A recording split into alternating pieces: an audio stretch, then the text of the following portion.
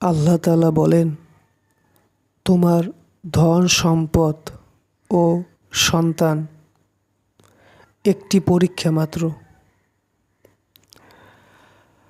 আজ আপনি আমি ধনী হতে পারি, কিন্তু আগামীকাল আপনি সব কিছু হারিয়ে ফেলতে পারেন।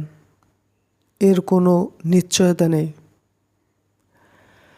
আমাদের ধন সম্পদ সব কিছু আল্লাহ তাআলার দান,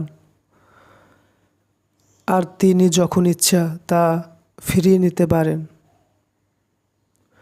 সুতরাং আপনার রব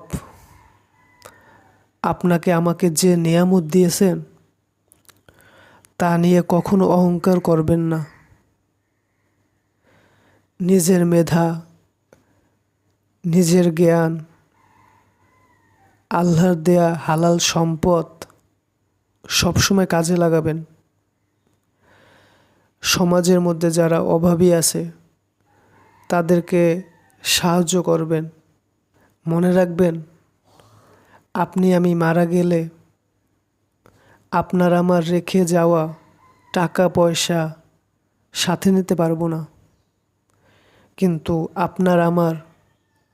সৎ আপনার আমার সৎ কাজগুলো আপনার আমার সাথে